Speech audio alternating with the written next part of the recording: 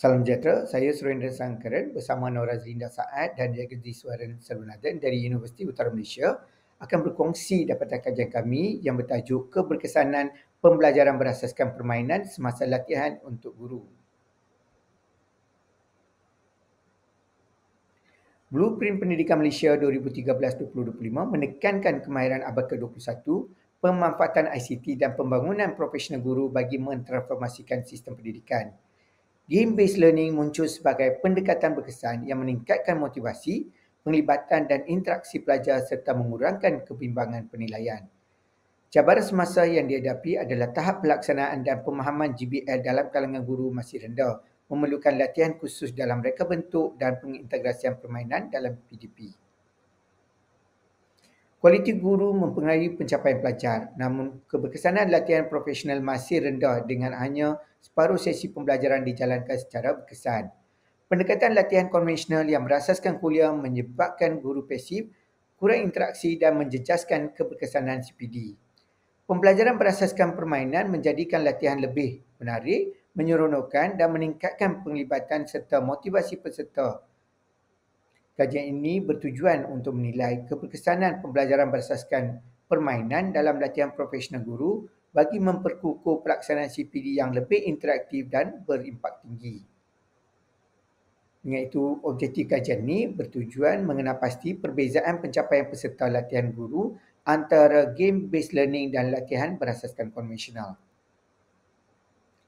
Tinjauan literatur menunjukkan pembangunan profesional berterusan penting untuk meningkatkan kemahiran guru, namun pelaksanaan konvensional masih menunjukkan tahap penglibatan dan pencapaian sederhana kerana latihan kurang menarik.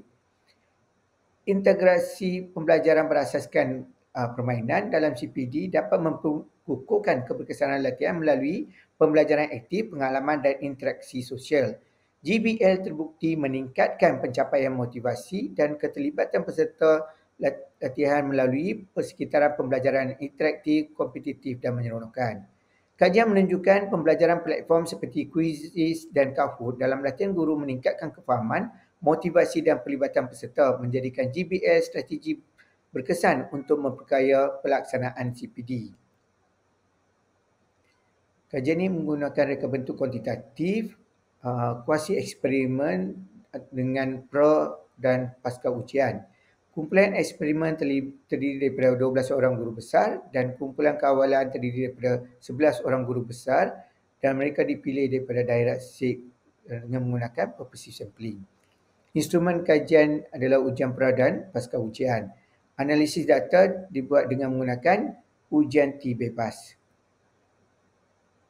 Dapatan kajian menunjukkan kumpulan eksperimen yang mengikuti latihan berasaskan permainan menunjukkan peningkatan skor yang lebih tinggi berbanding kumpulan kawalan, menandakan impak GBL terhadap pencapaian lebih besar.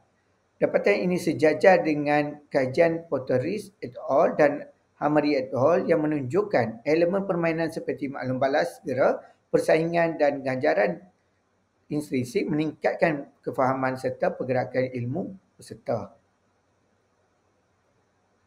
Ujian T bebas menunjukkan perbezaan signifikan antara kumpulan dengan kumpulan eksperimen mencatat skor lebih tinggi berbanding kumpulan kawalan, membuktikan keberkesanan GBL dalam meningkatkan pencapaian guru semasa latihan.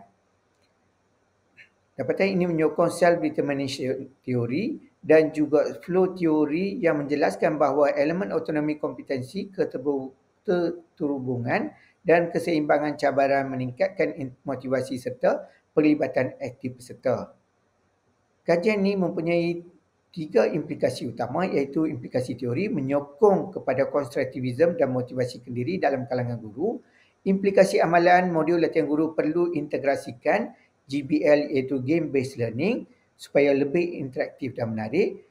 Akhir sekali, implikasi polisi, KPM boleh mempertimbangkan GBL sebagai strategi latihan utama. Dengan itu, kita dapat simpulkan bahawa kajian ini membuktikan pembelajaran berasaskan permainan berkesan meningkatkan keberkesanan latihan guru dalam konteks pembangunan profesional berterusan. Dan guru yang mengikuti latihan GBL menunjukkan pencapaian motivasi dan pelibatan lebih tinggi berbanding kumpulan kawalan. Elemen permainan seperti maklum balas segera, persaingan sihat dan suasana menyeronokkan membantu meningkatkan fokus, pemahaman dan motivasi instruksi peserta. Disarankan agar GBL diterokai dalam modul latihan lain seperti pengurusan bilik raja dan pedagogi digital dengan sampel yang lebih besar serta reka bentuk longitudinal bagi menilai kesan jangka panjang.